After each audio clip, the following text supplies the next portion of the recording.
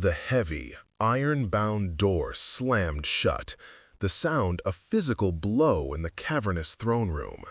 Ilara flinched, her hands chained at the wrists, the cold metal a stark contrast to the terror heating her skin. Before her stood the man, or the beast, who had just bought her, the Dark King.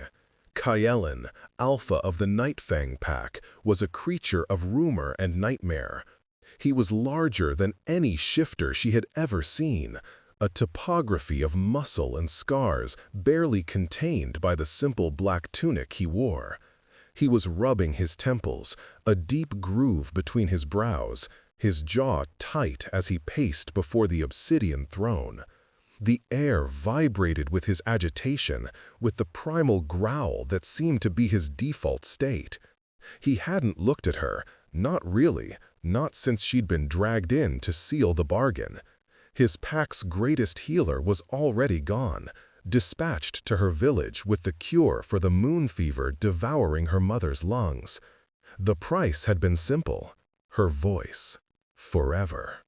The pact was sealed, the magic already settled in her throat like ash, a burning, terrible silence.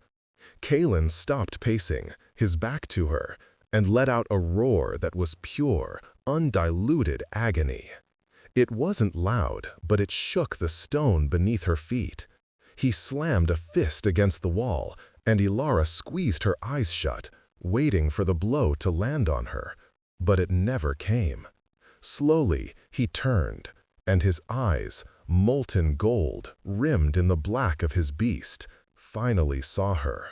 They focused, narrowed, and then widened almost imperceptibly. The tension fell away from him like a shattered cloak. The pained groove between his brows smoothed. His shoulders, bunched high with stress, dropped. He took a deep, shuddering breath, the first easy one she had seen, and just stared. The silence in the room, once her terror, now seemed to pull at him, to soothe him, to hold him captive. Wait before the next revelation unfolds. If this mystery has already captivated you, let us know where you're following this story from. To ensure you don't miss unexpected claims, broken bonds, or awakenings under the moon, subscribe and stay close. Now, back to the scene.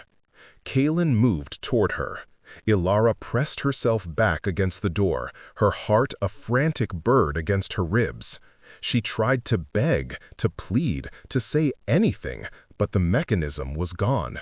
The magic had taken the very concept of her voice, leaving a hollow where it had been.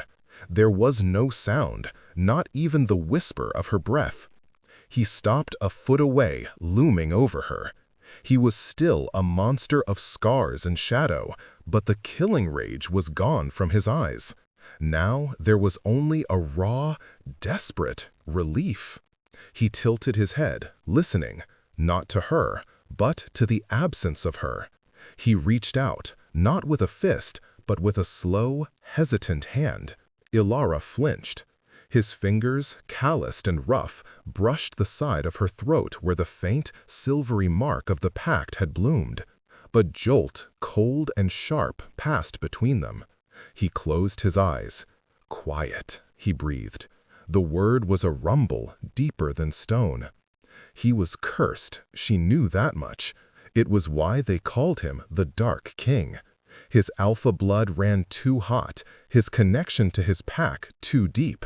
The whisper said he heard them all the time. Every pain, every petty grievance, every surge of anger or spike of fear from the thousands of wolves under his command. A constant, screaming chorus that had driven him half mad. Until now, until her. He opened his eyes, the gold locked on her face. "You will stay," he commanded. It was not a request. "You will not leave my side." He reached for the chains, and for a moment she thought he would tighten them. Instead, he produced a key from his pocket. The heavy iron cuffs fell to the stone floor with a clang that echoed in the profound stillness. He grasped her wrist, his grip hard but not crushing, and pulled her from the door. He didn't drag her, he led her, pulling her through a side door and into the fortress proper. Ilara stumbled after him, her mind reeling. She was a prisoner, yes, but a different kind than she had anticipated.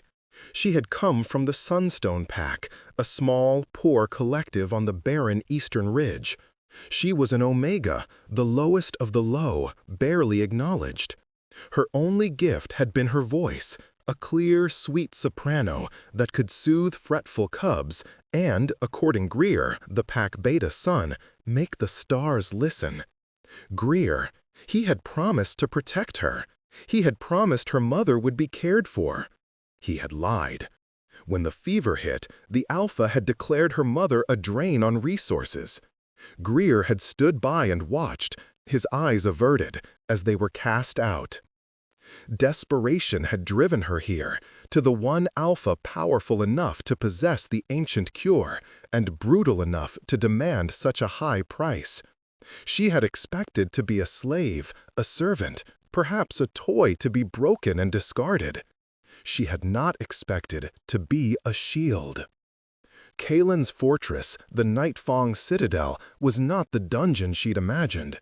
It was stark, yes, carved from the mountain's black heart, but it was also filled with thick furs, roaring fires, and shelves of ancient books.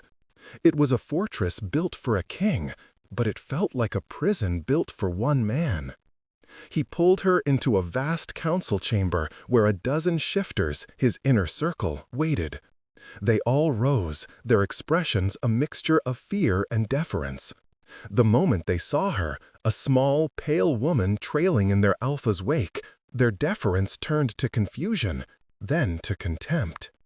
"My king," a tall, silver-haired Beta said, his eyes flicking to Ilara, "this interruption.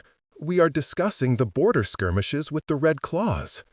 "The discussion is over," Kalen snapped. The tension in his shoulders was back instantly.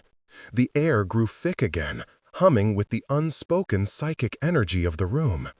Ilara could almost feel it, a prickling on her skin, like an impending storm. Kalen's hand tightened on his temple. "But Alpha, they've taken 3 of our patrols!" "I said it is over," Kalen roared. The sound vibrated in Ilara's chest. He turned his glare on the Beta, and the man physically recoiled, his head bowing in submission. The room was thick with fear and resentment. Kalen was losing control. Ilara watched him, this terrifying king, and saw the beads of sweat on his forehead, the way his eyes unfocused, as if listening to 1,000 screaming voices. He was drowning. Instinct, or perhaps just the last shred of her own will, made her move. She stepped forward, out from behind him, and placed her small, cold hand on his forearm. It was like throwing a switch. Kalen's roar died in his throat. The murderous energy vanished. He looked down at her hand on his arm, then up at her face, and the desperate relief washed over him again. The room, for him, had gone quiet. The council stared, dumbfounded. Kalen did not shove her away. He covered her hand with his own, pressing it against his arm as if anchoring himself to a rock in a tidal wave. "Leave," he said to his council. His voice was quiet now, but the authority was absolute. "Kalen," the Beta tried again. "Now, Rorik." The council filed out, casting dark, suspicious looks at Ilara. She was the mute Omega who had with a single touch calmed the beast that ruled them. She was an anomaly. She was a threat. When they were alone, Kalen did not release her. He led her from the council room and up a winding staircase to his personal chambers. They were vast, dominated by a massive hearth and a bed that looked large enough for his wolf form. He pushed her gently toward a worn fur-covered chair by the fire. "Sit," he commanded. She sat. He remained standing, pacing the length of the room, but his movements were no longer agitated. He was restless, like a wolf exploring the bounds of a new, safer territory. He would pace, then stop, looking at her. He'd run a hand through his dark, unruly hair, then resume his pacing. The silence was absolute, broken only by the crackle of the fire and the sound of his boots on the stone. Ilara watched him, her fear slowly being replaced by a profound, aching curiosity. He was trapped in his own power, a king held hostage by the very bond that gave him strength. She had traded her voice to save her mother. She had thought the price was her freedom, her life, her joy. But standing in that room, she realized she had traded her voice for his. She had bought him silence. And he, the most powerful alpha on the continent, was hopelessly addicted to it. He finally stopped before her chair. He knelt. Ilara froze, her breath catching. The Dark King did not kneel. He knelt before her, his eye level with hers, his massive frame hunched. The firelight played over the old, silvery scars that crossed his face, one bisecting an eyebrow, another tracing his jaw. He looked exhausted. "What is your name?" he asked, his voice a low rasp. Ilara's hand instinctively went to her throat. A tear of frustration pricked her eye. She couldn't answer. She opened her mouth, a desperate, silent "oh." Callan's expression tightened, not in anger, but in something else. Regret, of course. He stood abruptly. "It does not matter. You are mine. You will stay here. You will not leave this room without me. Understood?" She nodded, the tear escaping and tracing a cold path down her cheek. He saw it. His hand twitched, as if to wipe it away, but he recoiled, balling his hand into a fist. "Do not cry," he ordered, his voice harsh. "Tears are noise." He turned and strode to a large desk piled high with maps and reports. He sat and began to work, his quill scratching furiously on parchment. Ilara stayed by the fire, a silent sentinel. Hours passed. The sun set, and the room grew dark save for the fire and the single candle on his desk. He worked with a frenetic, focused energy she now recognized. It was the energy of a man who finally had the peace to think. She must have drifted off, because she woke with a start. A thick fur blanket pooled in her lap. She was still in the chair, the fire now low embers. Callan was asleep, his head resting on his arms on the desk, his breathing deep and even. He looked younger in sleep, less like a king and more like a man. A sudden, sharp howl split the night. Callan was on his feet before the echo died, his wolf instantaneous and terrifying. His eyes were pure, glowing gold, his teeth bared in a snarl. The psychic assault must have been brutal. He grabbed his head, roaring in pain, staggering as if struck. "The Western Gate! They're through!" Rorik, the beta, burst into the room, sword in hand, stopping short at the sight of his alpha clutching his head. "Alpha, the Red Claws are attacking!" Callan was lost, paralyzed by the influx of his pack's panic and pain. He was vulnerable. "My king!" Rorik shouted, shaking his shoulder. Ilara didn't think. She ran to Callan, past the shocked beta, and threw her arms around the alpha's waist, pressing her face into his chest. She held on, pouring all her will, all her silence into the embrace. The change was immediate. Callan's roar cut off into a sharp gasp. His massive arms came around her, crushing her to him. He buried his face in her hair, breathing her in. The shudders racking his body ceased. He lifted his head, his eyes still gold, but now clear and lethally focused. "Rorik," he snarled, his voice a blade of ice. "How many?" Rorik stared, his jaw slack. 20, maybe 30. They breached the western wall. Callan released Ilara, pushing her back toward the hearth. "Stay," he commanded.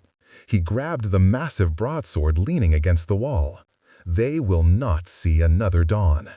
He and Rorik were gone, the sound of their boots and the call to arms echoing up the stairs. Ilara was left alone in the vast room, her body trembling where he had held her. She was his shield, his anchor. And tonight she realized with a cold dread she had also become his most profound weakness. If his enemies ever discovered what she was to him, what her silence provided, they would not hesitate to rip it from his world. They would kill her to break him. The days that followed settled into a strange, tense rhythm. Ilara was Kalen's shadow. He took her everywhere, to the training yards where he watched her with a hawk-like intensity while he sparred, the psychic din of battle apparently held at bay by her mere presence 20 feet away, to the kitchens where she would point to the simple bread and cheese she wanted, ignoring the resentful glares of the staff, and to the endless, tense councils where she sat in a small chair beside his throne, a silent, living ward against the noise of his own court. The pack's reaction was a toxic brew of fear, suspicion, and sharp-edged jealousy. They called her the King's Silence, the Mute Omega, the Shadow Leash. They didn't understand her. To them, power was a voice, a roar, a physical claim. She had none of those. Yet their tormented alpha, who had been known to throw his own beta across a room for speaking too loudly, was now calmer, more focused, and more lethal than he had been in years. Ilara learned to communicate with him. She found parchment and a charcoal stick, and at first her hands trembled as she wrote, "I need to wash. I am hungry." He would read the notes, his expression unreadable, and give a curt nod. Her requests were always met. A hot bath was drawn, a tray of food was delivered. But he never, ever let her be alone.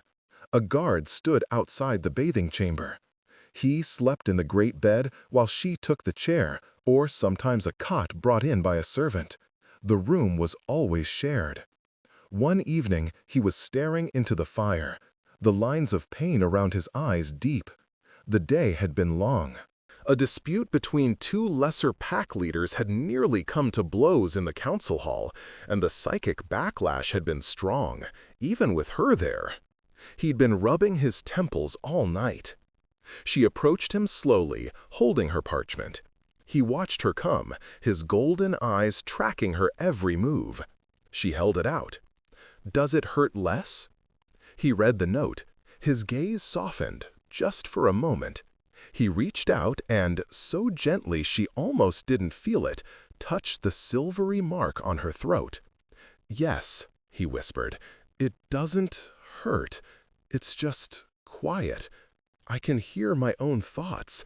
I haven't heard them since I was a boy."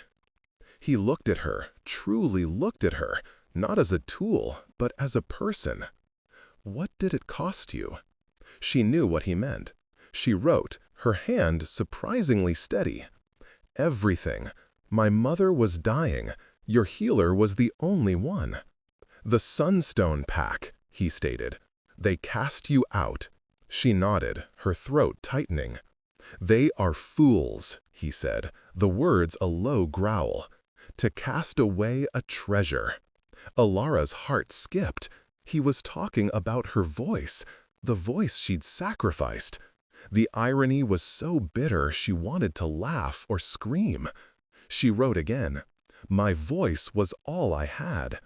He read it, and a strange, dark look crossed his face.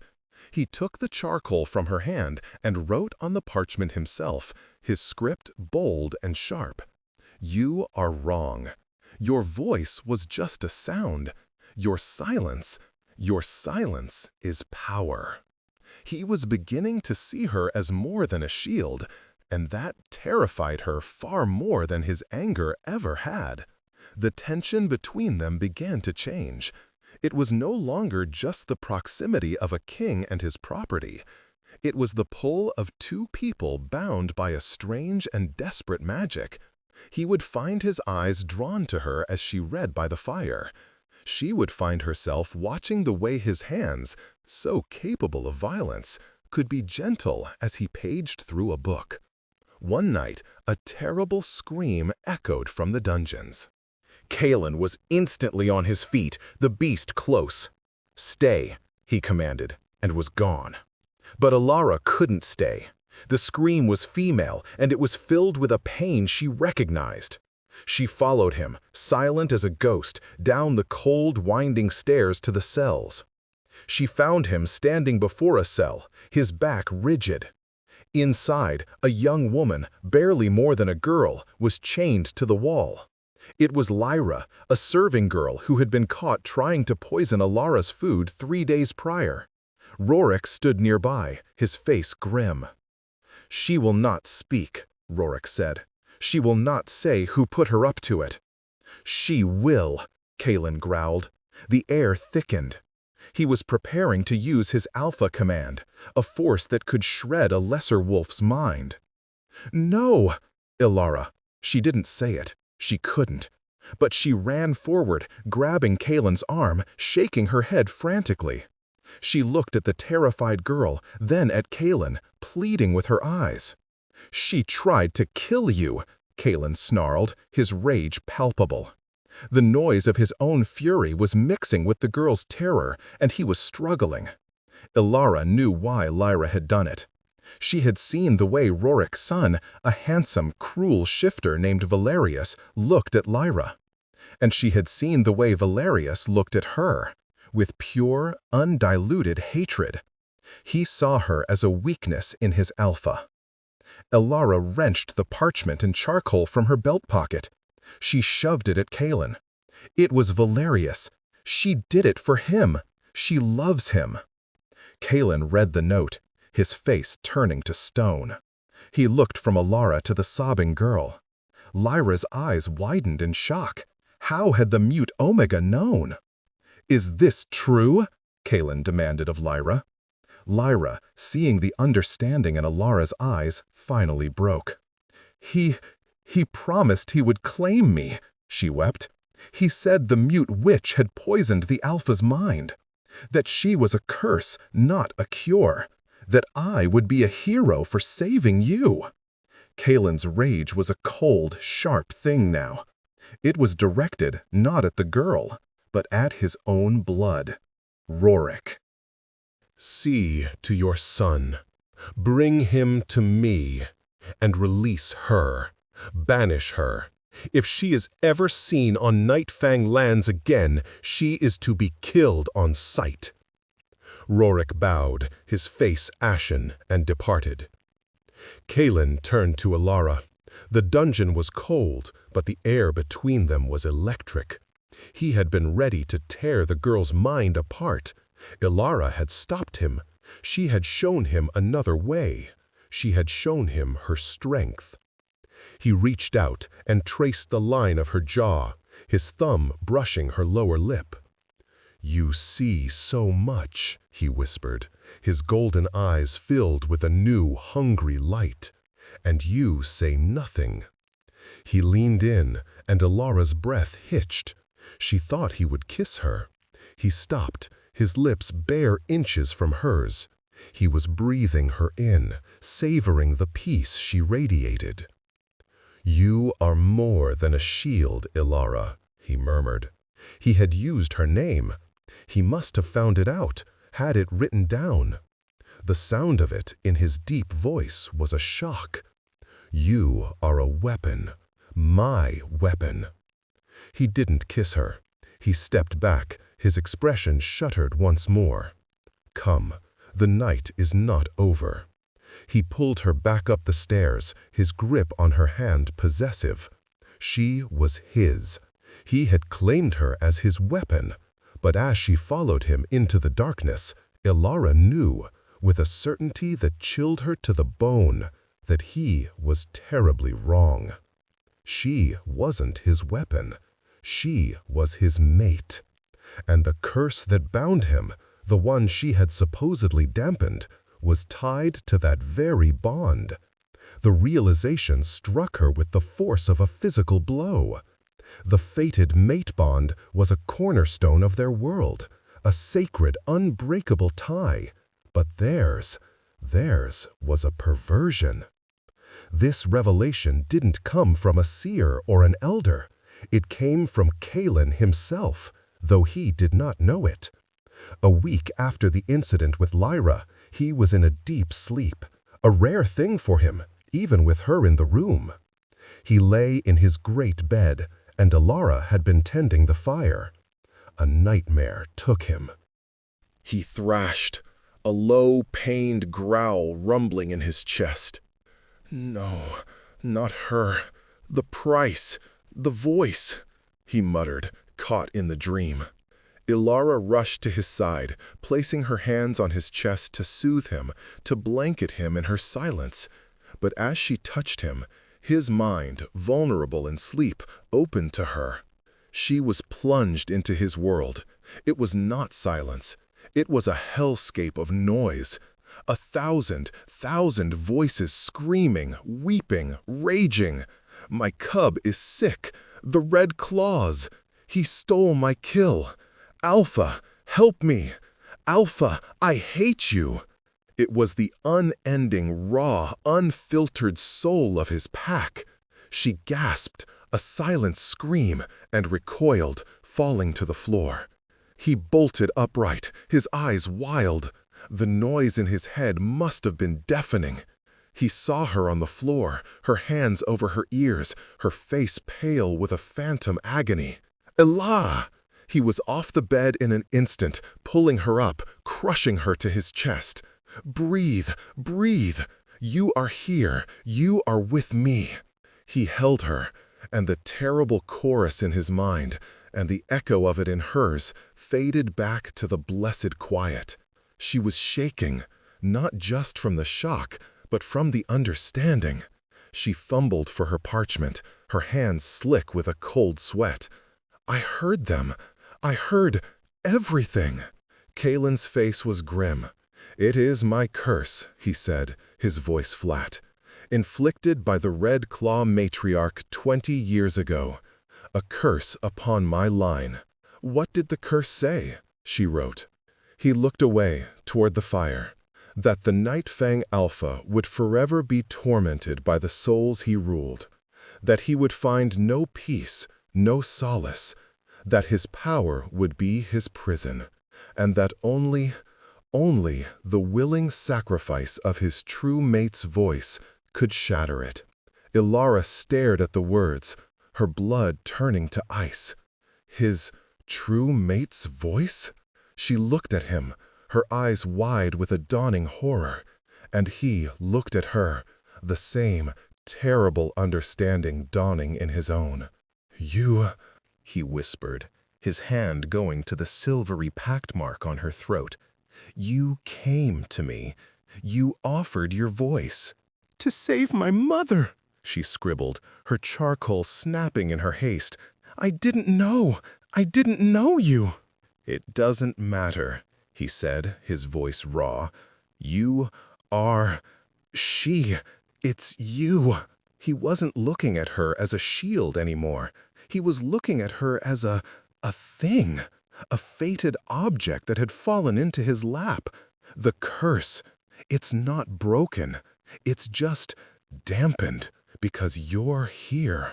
The bargain was not for me, he reasoned, his mind working fast. The king asserting himself over the man.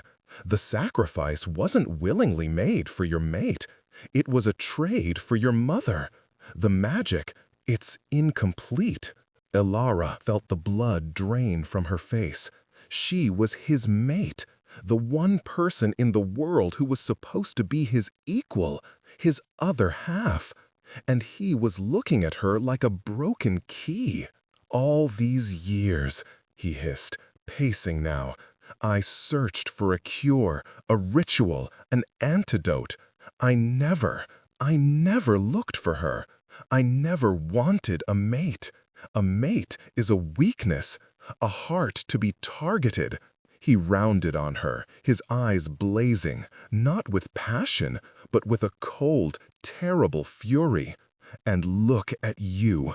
You are a weakness, mute, an omega. You have nothing.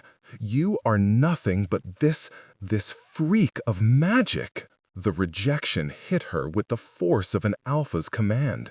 It shattered something deep inside her, something she hadn't even known was healing. The fragile trust, the budding curiosity, the flicker of warmth she'd felt when he'd murmured her name. He saw the devastation on her face. He saw the tears welling. And this time, he did not tell her not to cry. He looked disgusted. "I don't need a broken mate," he snarled. "I needed a cure, and you're not even good enough to be that." Elara's breath hitched in a silent sob. She couldn't breathe. The room was spinning. The man she had started to feel for, saw her as a failure, a failed tool, a broken thing.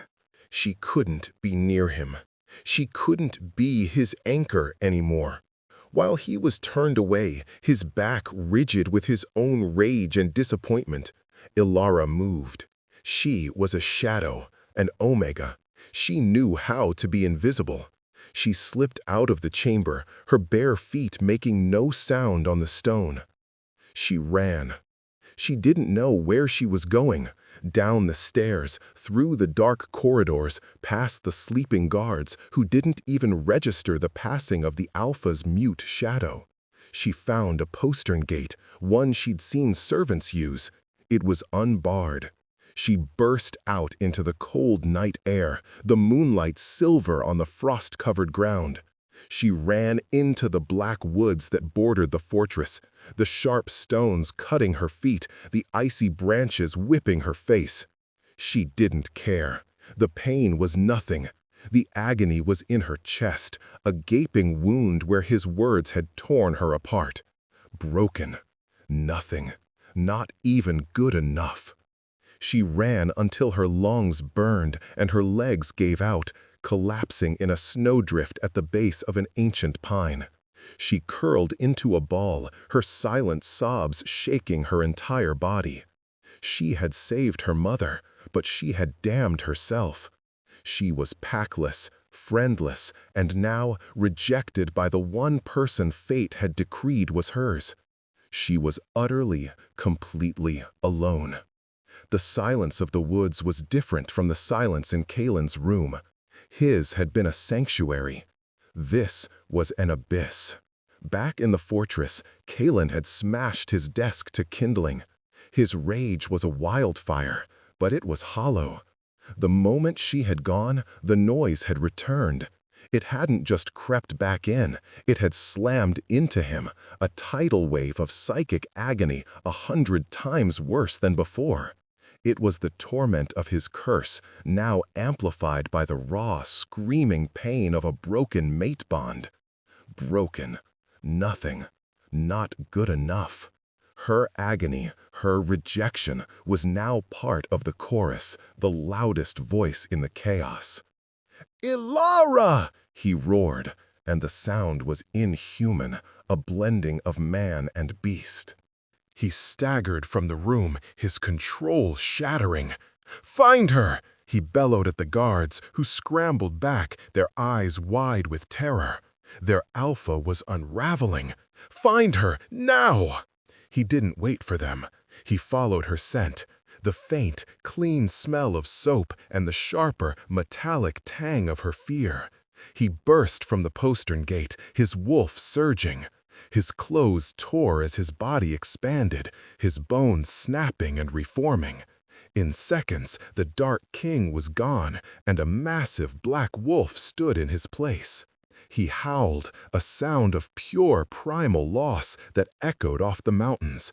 And then he, too, plunged into the forest. Ilara heard the howl. It shook the snow from the branches above her. It was not the howl of a king. It was the howl of a beast that had lost its heart. Fear, cold and sharp, cut through her despair. He was coming for her, not the man, the wolf, the part of him that was pure, possessive instinct.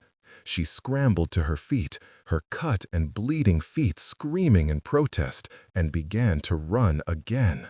But she was no match for an alpha wolf. She hadn't gotten 100 yards before she heard him crashing through the undergrowth behind her. He was impossibly fast. She tripped, falling face first into the snow, and when she rolled over, he was there. He stood over her, a creature of shadow and moonlight, his breath pluming in the frigid air. His golden eyes were fixed on her, glowing with a terrifying intensity. He lowered his massive head, his teeth bared in a snarl. And then he froze. His head snapped up, a low growl rumbling in his chest. He wasn't looking at her. He was looking past her. Ilara turned her head. A dozen figures were melting out of the trees, encircling them. They wore the deep crimson of the Red Claw pack. Their eyes glowed red in the dark, and their faces were twisted in cruel smiles. At their head was a woman, her hair the color of dried blood, her face a web of ritualistic scars. The Red Claw matriarch. The witch who had cursed him. Well, well, the matriarch purred, her voice like grinding glass. What have we here? The great King Kalen brought to his knees. She sniffed the air, and, oh, this is delicious. The little broken mate, the silent one. Kalen's wolf snarled, stepping in front of Ilara, shielding her with his body. He was massive, but he was outnumbered, and worse, Ilara could see him shaking. The proximity of the matriarch, the source of his curse, and the terror of his own pack, and now the fear for her, the psychic noise was crippling him. He was fighting on two fronts, one physical, one in his own mind. Did you really think she was a cure, boy? The matriarch taunted, stepping closer. She is the final key. The sacrifice wasn't for you. The bond is tainted, and a broken bond, she smiled, showing teeth filed to points, is a lever. We couldn't break you, Kalen, but she can. The Red Claw warriors lunged. Kalen met them. It was a blur of black fur and crimson blood. He was a force of nature, a whirlwind of claws and teeth. He tore through the first two warriors, but it was a distraction. "Take the girl!" the matriarch shrieked. Two warriors broke off, circling, their eyes on Ilara. Kalen roared, trying to get to them, but three more took his attention, leaping onto his back, sinking their teeth in. He bellowed in pain and rage, shaking them off, but he was being overwhelmed. Ilara scrambled backward, her heart hammering. She was the target. She was the weakness. His rejection echoed in her mind. Broken. Nothing. One of the warriors, a scarred male with one eye, lunged for her. She cried out, a silent, desperate gasp. Kalen saw it. His roar of fury was choked with pain. He threw off the wolves on his back and launched himself at the warrior attacking Ilara. He was too late. The warrior's claws raked across Ilara's arm, and she screamed in silence. But the moment the claws tore her skin, Kalen screamed. A real, agonizing roar that was not a challenge, but a sound of pure torment. The matriarch laughed. "Yes, do you feel it now, King? Her pain is your pain. Her terror is your torment. The broken bond feeds me. It feeds your curse." Kalen was staggering. Every blow he took was amplified, and now every drop of Ilara's fear, her pain, was being funneled directly into his mind, added to the chorus that was already driving him insane. He was going down. He was on one knee, his black fur matted with his own blood and that of his enemies. The remaining warriors were closing in, a tightening circle. Ilara looked at him, this great, terrible beast, brought low. Because of her. Broken. Nothing. No. The word was a silent explosion in her own mind. She was not broken, and she was nothing. She was an Omega of the Sunstone Pack, who had walked into the Dark King's fortress alone. She was the woman who had saved her mother.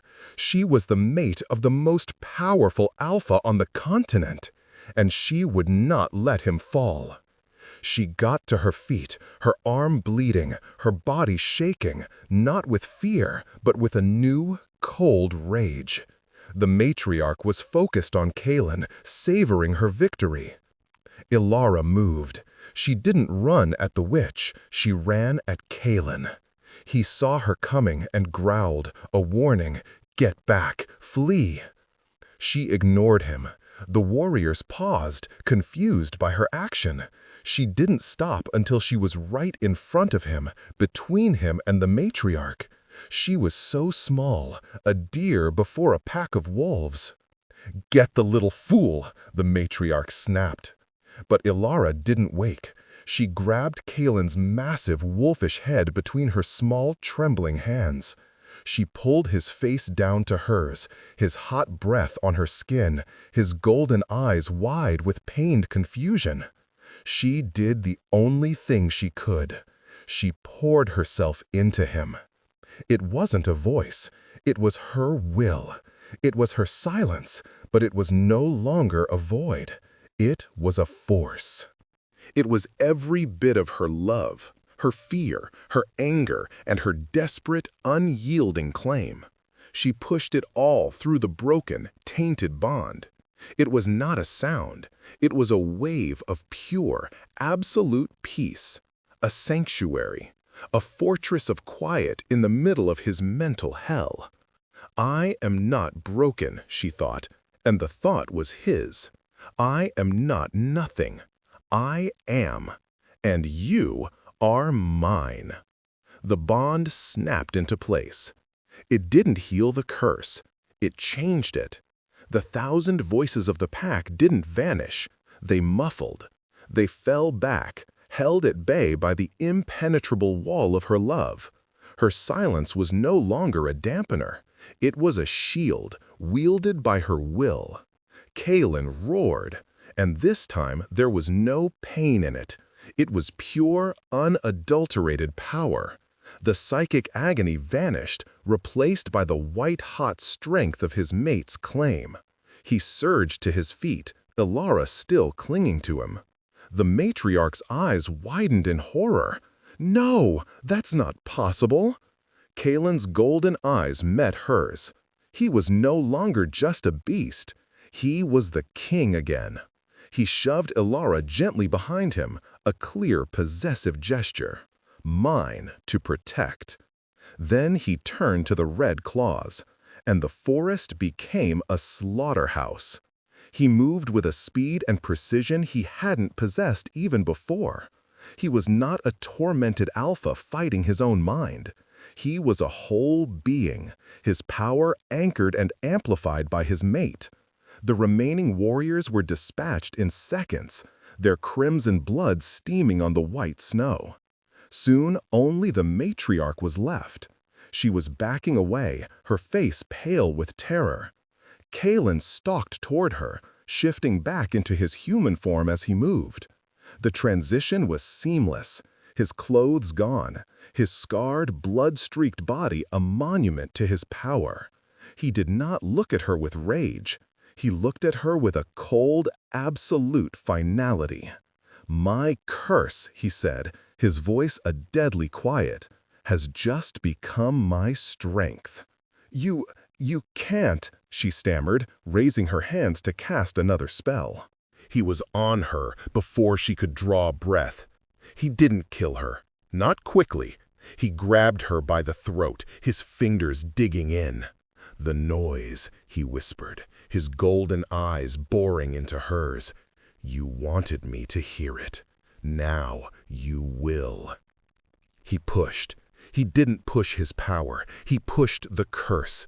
He funneled 20 years of psychic torment, the amplified agony of his entire pack, through his bond with her and into her mind. The matriarch screamed. It was a sound that tore the soul, a sound of a mind being ripped to shreds by 1,000 voices. Her eyes rolled back, and she collapsed, dead before she hit the snow, her mind shattered. Kaelin stood over her, breathing heavily. The silence of the forest was absolute. He turned. Ilara was watching him, her hand pressed to her bleeding arm. She was shaking, but her eyes were steady. She hadn't run.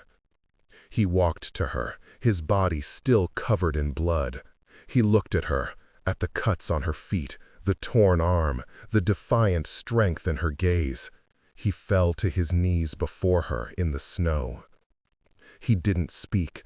He didn't have to.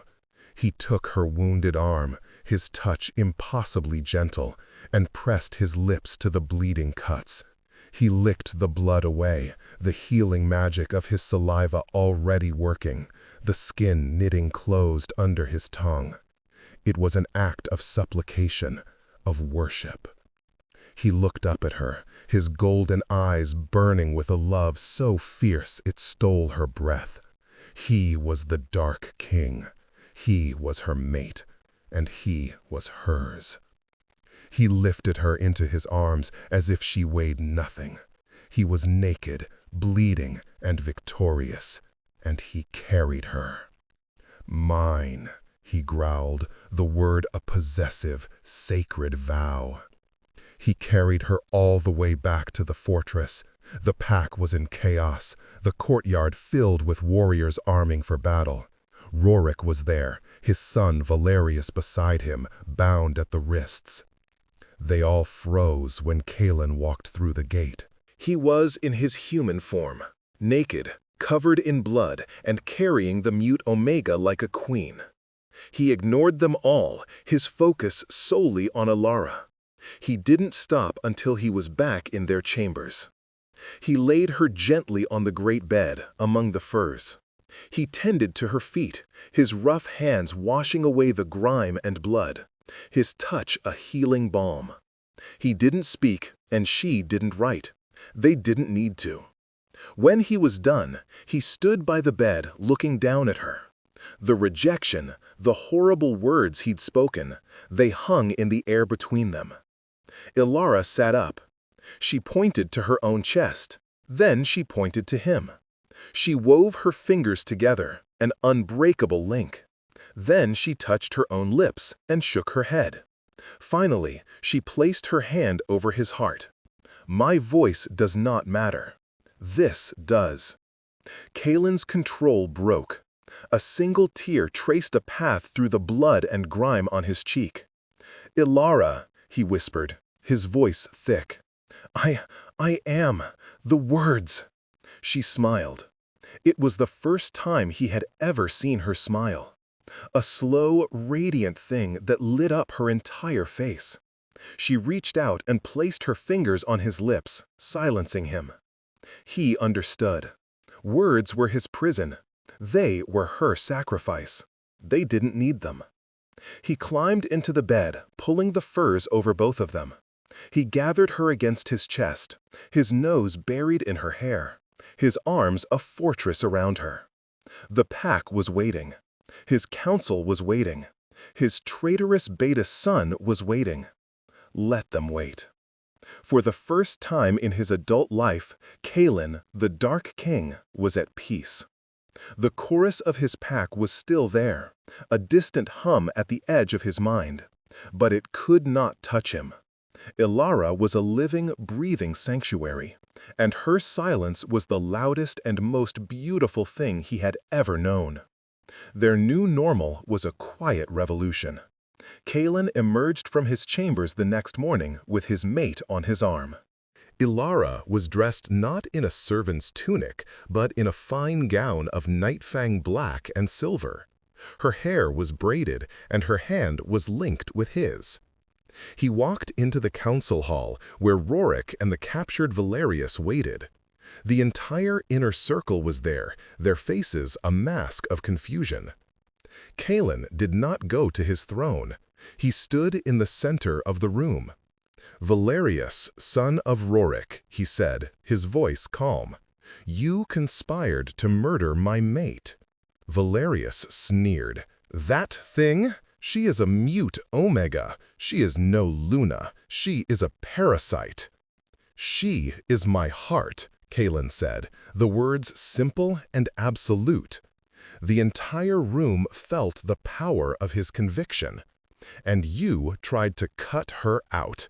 For that, the price is blood." "No!" Rorik cried, falling to his knees. "My king, please, he is my son!" Kalen looked at Ilara. She watched the scene, her face pale but resolute. She stepped forward. She looked at Rorik, at his agony, then at Valerius, at his defiant hatred. She turned back to Kalen and shook her head. "No." Kalen was confused. "He tried to kill you?" She put her hand on Rorik's shoulder, a simple gesture of, not forgiveness, understanding. Then she pointed to Valerius and then drew a line in the air, away from the fortress. Banishment, like the girl. Valerius laughed. "You see, weak. She's a weak, simpering." "Silence," Kalen roared. He looked at Ilara, at the strength in her eyes. She was not weak. She was showing mercy, a thing his pack had rarely seen. She was balancing his darkness. "Banishment," Kalen declared. "You will be stripped of your name and cast out. If you are ever seen again, you will be killed. Rorik, you will escort him to the border yourself. Your loyalty will be tested every day from now on." Rorik wept, but he bowed. "Thank you, my Luna." The word echoed in the hall. Luna. Ilara was no longer the king's silence. She was the Nightfang Luna. Life in the fortress changed. Ilara ruled beside him, a queen who never spoke. She learned a rapid sign language, teaching it first to Kalen, then to his inner circle. She ruled the household with a quiet, firm hand. She sat beside him in every council, and often, when his alphas were baying for war, she would lay a hand on his arm, and he would pause, listen to her silent counsel, and choose a different path. The pack's fear of her turned to a deep, abiding respect. She was the quiet that tempered their alpha's rage. She was the mercy that balanced his justice. Her mother was brought to the fortress, cured and healthy, and given a warm cottage by the lower stream. Ilara would visit her every day, and her mother would talk for hours, filling the air with chatter, holding her daughter's hand, simply grateful to have her back. One evening, months later, Ilara and Kalen were in their chambers. It was snowing outside, the world muffled and white. Kalen was at his desk, but he wasn't working. He was watching her. She sat by the fire, sketching on a piece of parchment. He came to her, kneeling by her chair. He took her hand, lacing his fingers with hers. "I miss it sometimes," he said, his voice low. She looked at him, confused, and tilted her head. "Your voice," he clarified. "I heard a recording, an old crystal. It was in your mother's belongings. She was playing it."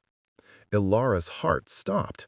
She had forgotten that crystal, a recording of her singing a spring lullaby. "It was beautiful," he said. He touched the silvery mark on her throat, his thumb tracing it with a familiar reverence. "But I would not trade it." She searched his face, her eyes asking the question, "Why?" "Because," he said, leaning in and kissing her softly. "Your song was for the world. Your silence is just for me." He kissed her again, deeper this time, a kiss of profound peace and desperate, abiding love. She melted into him, her hand coming up to cradle his scarred jaw. The silence in the room was perfect, a shared and sacred space, louder and more intimate than any word, any song, any promise. It was the sound of their two souls, finally and completely at rest.